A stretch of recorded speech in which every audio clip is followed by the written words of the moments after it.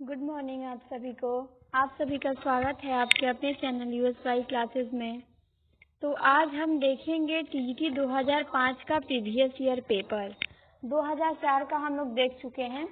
Part 1 और part 2 आप लोगों को यूट्यूब पे मिल जाएगा अपलोड। तो हम अब देखेंगे 2005 का पेपर। ठीक, हम सारे आए हुए पेपर को क्रम से देख रहे हैं जो टीजीटी में पूछे जा चुके हैं अब तक। तो इसी क्रम में अब हम 2005 का पेपर देखेंगे आज। ये पार्ट 1 है। ये क्या है? 2005 के पेपर का पार्ट 1 है। इसमें हम 60 या 65 प्रश्न देखेंगे। फिर अगला जितना प्रश्न बचेगा वो पार्ट 2 में देखा जाएगा। तो चलिए हम देखेंगे आज। पहला प्रश्न है यहाँ पे 2005 में पूछा गया कि 9, 2, 11 होना का अर्थ क्या है। ये एक मुहावरा है तो इसका अर्थ पूछा है। तो 9, 2, 11 होना का अर्थ है भाग जाना। क्या है? भाग जाना। दूसरा प्रश्न ये है कि गीतिका के रचनाकार कौन है। तो गीतिका के रचनाकार निराला जी हैं। कौन है? तो सूर्यकांत त्रिपाठी निराला ही, ये ध्यान देना है।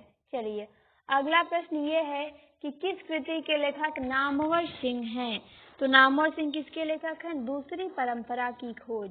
दूसरी परंपरा की खोज के लेखक कौन है? तो नामवर सिंह हैं। हजारी प्रसाद द्विवेदी के ऊपर लिखे हैं, आलोचनात्मक ग्रंथ है, तो ध्यान देना है। अब आते हैं चौथे नंबर के प्रश्न पे। चौथा नंबर का प्रश्न यहाँ पूछा गया है कि सुंदर है विहग सुमन सुंदर, मानो तुम सबसे सुंदरतम।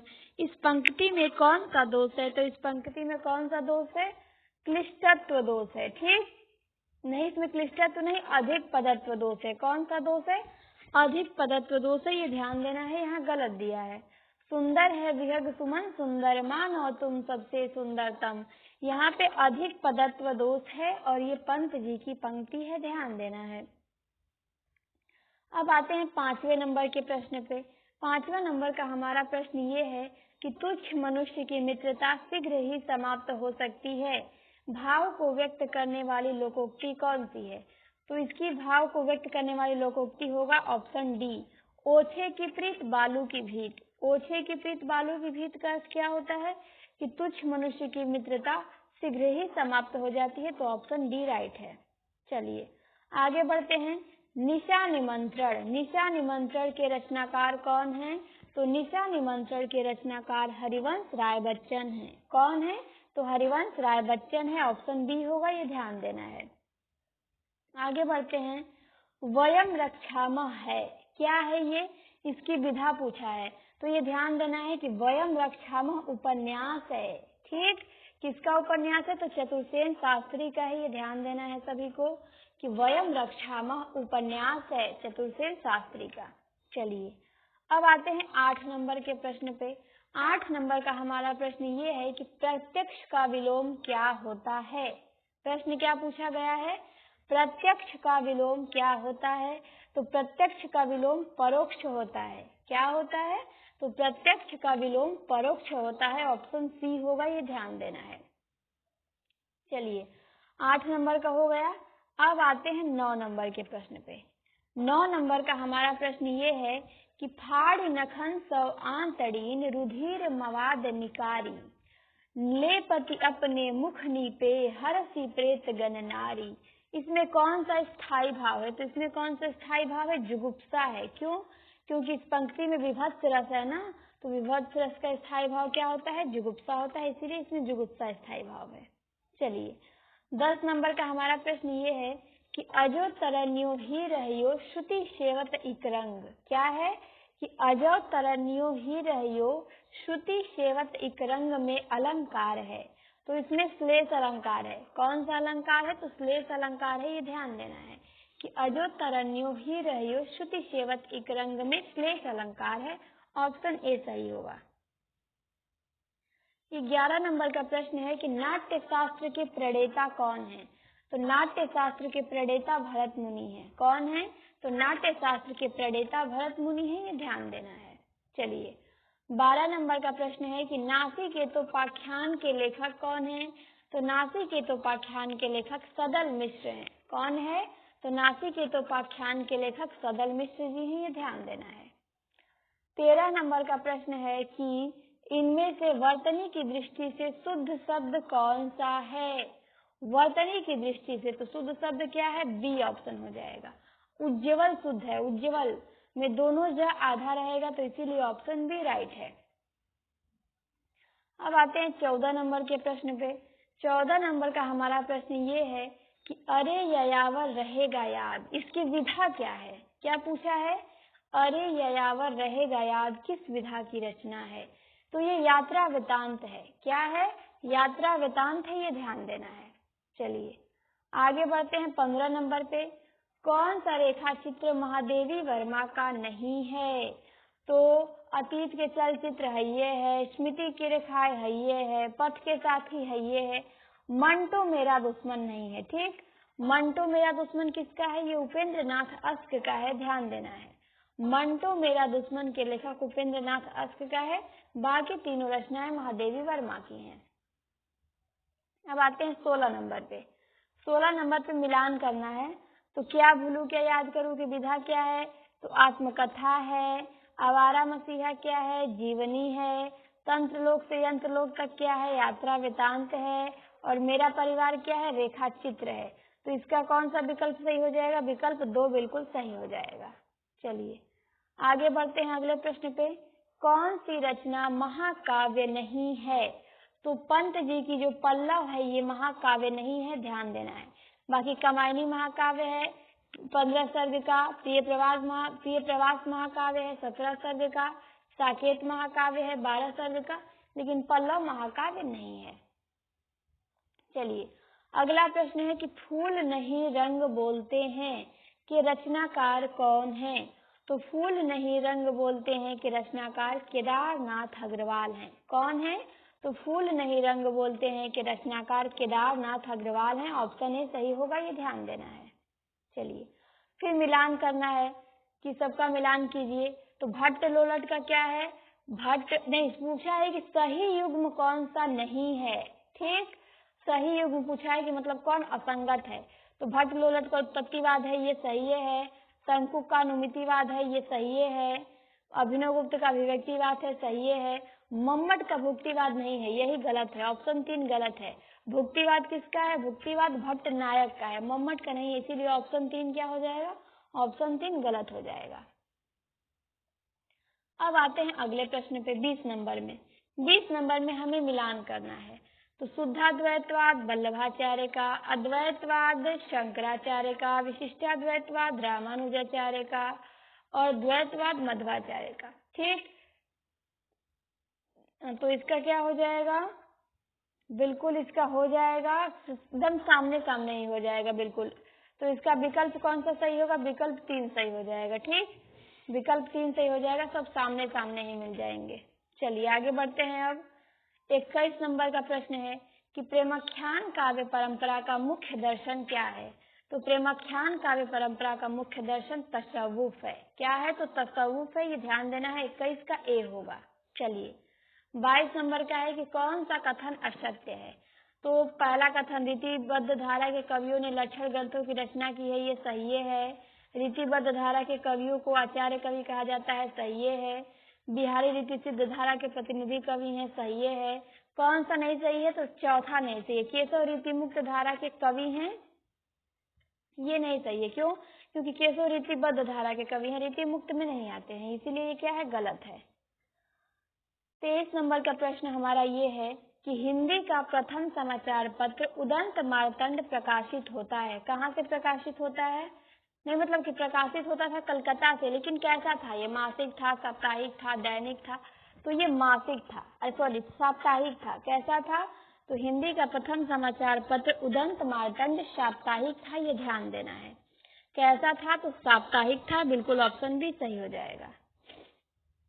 अब आते हैं 24 नंबर पे। 24 नंबर का हमारा प्रश्न ये है कि निराला की कविता राम की शक्ति पूजा किस रचना का सर्वाधिक प्रभाव है। तो निराला ने जो राम की शक्ति पूजा लिखा है, इस पर कृत्तिवास रामायण का प्रभाव है। ठीक, बंगला में लिखा गया है कृत्तिवास रामायण, तो इसी का प्रभाव है राम की शक्ति पूजा पे। अब आते हैं 25 नंबर के प्रश्न पे। 25 नंबर का प्रश्न है कि कौन सा कवि दूसरा सप्तक में नहीं है। तो दूसरा सप्तक में कौन नहीं है, तो मुक्ति बोध नहीं है। क्यों, क्योंकि ये तार सप्तक में आते हैं ना, ये तार सप्तक में आएंगे, इसीलिए दूसरा सप्तक में ये नहीं है। चलिए अब 26 नंबर का प्रश्न हमारा ये है कि कौन सा काव्य ग्रंथ नहीं है, मतलब काव्य रचना नहीं है कौन सी। तो वैदेही वनवास है, ये है, पथिक है, ये है, भारत भारती है, ये है। क्या नहीं है? तो रसज्ञ रंजन नहीं है। क्यों? क्योंकि ये निबंध है महादेव प्रसाद द्विवेदी का, ये काव्य नहीं है, ये निबंध है। चलिए अब आते हैं 27 नंबर पे। 27 नंबर का हमारा प्रश्न ये है कि किस पत्रिका के संपादक भारतेंदु हरिश्चंद्र थे। तो सभी को पता है कि कविवचन सुधा पत्रिका के संपादक कौन था। तो कविवचन सुधा पत्रिका के संपादक भारतेंदु हरिश्चंद्र जी थे। ऑप्शन बी सही हो जाएगा। अब आते हैं 28 नंबर पे। जय मयंक जसचंद्रिका के रचयिता का नाम बताइए। तो जय मयंक जसचंद्रिका के रचयिता का नाम क्या है? मधुकर कवि। जय मयंक जसचंद्रिका किसने लिखा? तो मधुकर कवि ने लिखा। ऑप्शन 4 राइट है। अब आते हैं 29 नंबर पे। 29 नंबर का हमारा प्रश्न ये है कि संतन को कहाँ सिकरी सो काम। यह कथन किसका है? तो ये कथन कुंभन दास जी का है कि संतन को कहाँ सिकरी सो काम। किसने कहा था? तो कुंभन दास जी ने कहा था। चलिए अब आते हैं 30 नंबर पे। 30 नंबर का हमारा प्रश्न ये है कि तुलसीदास ने मानस की रचना किस संवत में की थी। तो तुलसीदास ने मानस की रचना संवत 1631 ईस्वी में 31 में की थी। सॉरी, यदि ईस्वी में पूछेगा तो 1574 बताएंगे। ईस्वी में मानस का रचना काल 1574 है, ठीक। लेकिन संवत में पूछेगा तो संवत में 1631 बताएंगे, ये ध्यान देना है। अगला प्रश्न है कि शुक्ल ने रीति काल का प्रवर्तक किसे माना है। तो शुक्ल जी ने रीति काल का प्रवर्तक चिंतामणि को माना है, ये ध्यान देना है। सर्वमान्य प्रवर्तक रीति काल के केशव हैं, लेकिन शुक्ल ने चिंतामणि को माना है। अब 32 नंबर का प्रश्न हमारा ये है कि पुल्लिंग शब्द का चयन कीजिए। तो इसमें से पुल्लिंग कौन सा है? सूचीपत्र पुल्लिंग है, बाकी गंगा, किताब, संसद ये सब स्त्रीलिंग है। फिर हमारा नेक्स्ट क्वेश्चन है कि सु प्लस आगतम में कौन सी संधि है। तो सु प्लस आगतम मिलकर स्वागतम बनेगा, तो स्वागतम में यड़ संधि है, ठीक। तो ऑप्शन डी हो जाएगा, सु प्लस आगतम में यड़ संधि है। चलिए फिर पूछा है कि जय पराजय में कौन सा समास है। तो जय पराजय में द्वंद्व समास है। कौन सा समास है? तो जय पराजय में द्वंद्व समास है, ये ध्यान देना है। अब आते हैं अगले प्रश्न पे 35 नंबर पे। 35 नंबर का हमारा प्रश्न ये है कि सही शब्द छाटिए। शुद्ध शब्द कौन सा है? तो शुद्ध शब्द डी है, कवइत्री। कवइत्री ऐसे लिखा जाता है जैसे दूसरे विकल्प में लिखा है, तो दूसरा विकल्प बिल्कुल सही है, बाकी सब गलत है। फिर हमारा 36 नंबर का प्रश्न है सही वाक्य चुनिए। सही वाक्य चुनना है, तो सही वाक्य क्या होगा? इसमें से पहला वाला गलत है, दूसरा वाला भी गलत है, चौथा भी गलत है। क्या होगा? तो श्री कृष्ण के अनेक नाम है, अनेकों गलत हो जाएगा, ठीक। अनेक नाम है, बिल्कुल ये सही होगा। श्री कृष्ण के अनेक नाम है, तो ऑप्शन सी क्या है? राइट आंसर है। चलिए अब आते हैं अगले प्रश्न पे।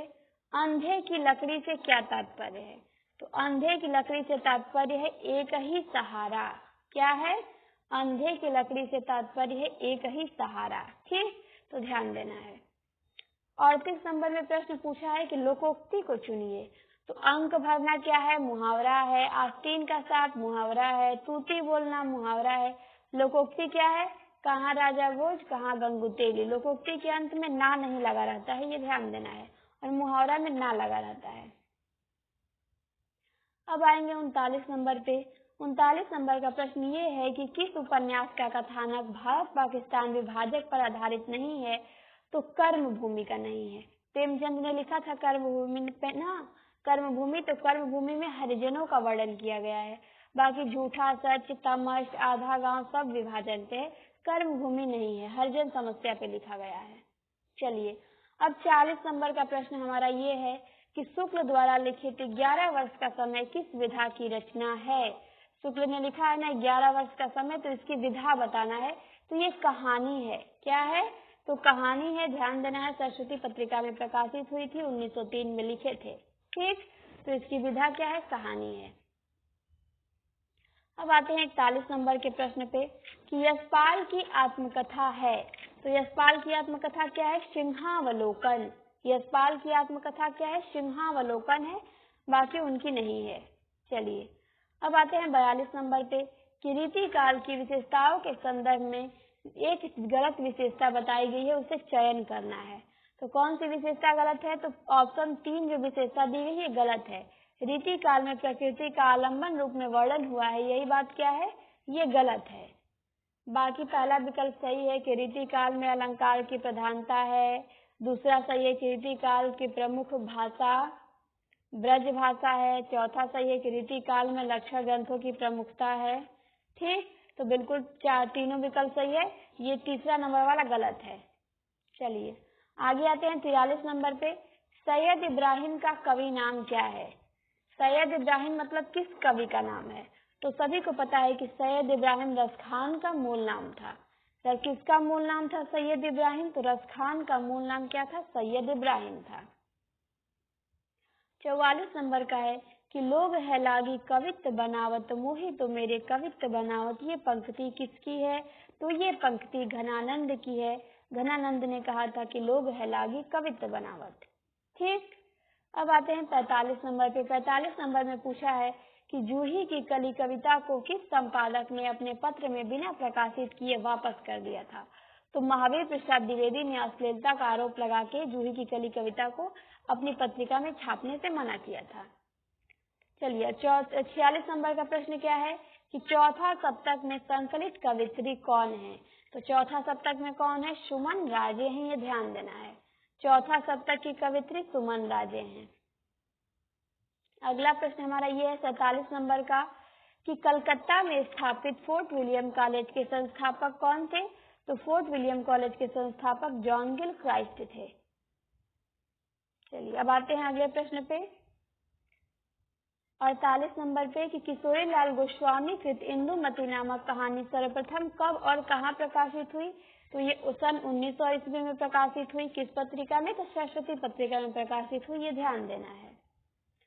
अब आते हैं 49 नंबर पे कि भारवी द्वारा रचित किराता जूनियम का प्रधान रस क्या है? तो किराता जूनियम महाकाव्य के रचयिता भारवी हैं और इसका प्रधान रस क्या है? वीर रस है। इसमें कौन सा रस प्रधान है? तो वीर रस प्रधान है, ये ध्यान देना है।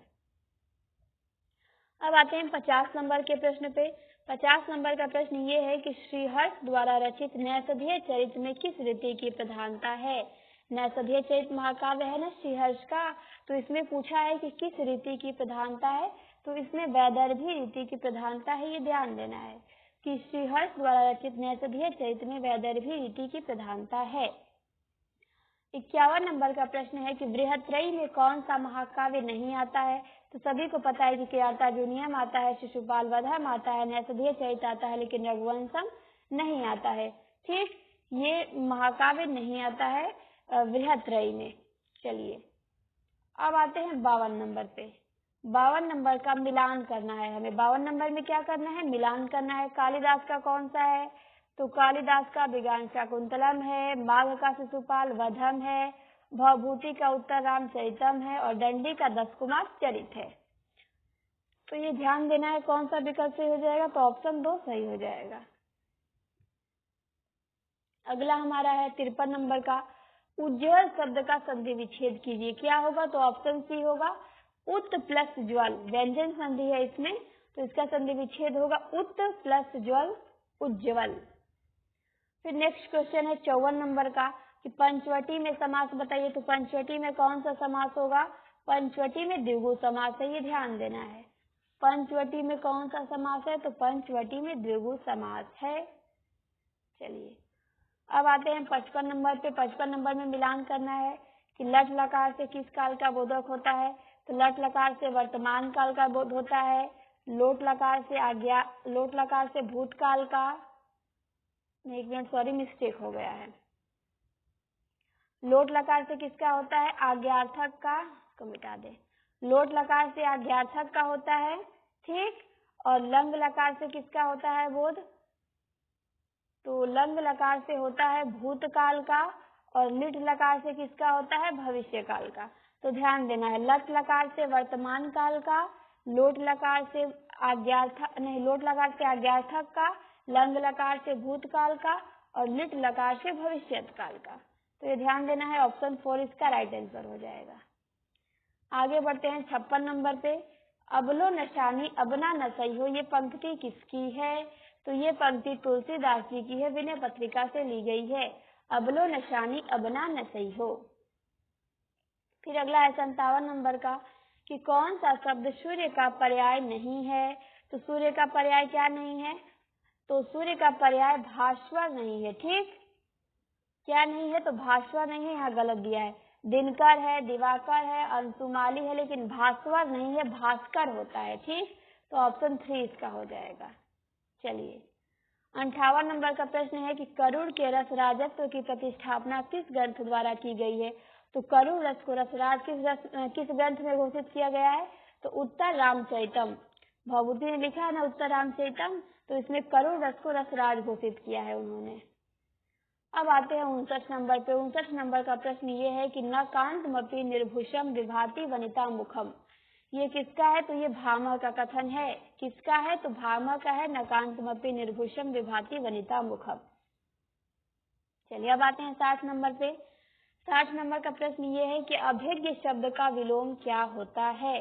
तो अभिज्ञ शब्द का विलोम होता है अनभिज्ञ। क्या होता है? अभिज्ञ शब्द का विलोम होता है अनभिज्ञ। ये ध्यान देना है। 61 नंबर में क्या है? 61 नंबर में पूछा है कि द्विज का अर्थ क्या होता है। तो द्विज का अर्थ हो जाएगा इनमें से सभी, क्योंकि ब्राह्मण भी होता है, दात भी होता है और पक्षी भी होता है। द्विज का अर्थ होता है 2 बार जन्म लेने वाला। तो क्या हो जाएगा द्विज का अर्थ? इनमें से सभी हो जाएगा। बिल्कुल डी ऑप्शन राइट है।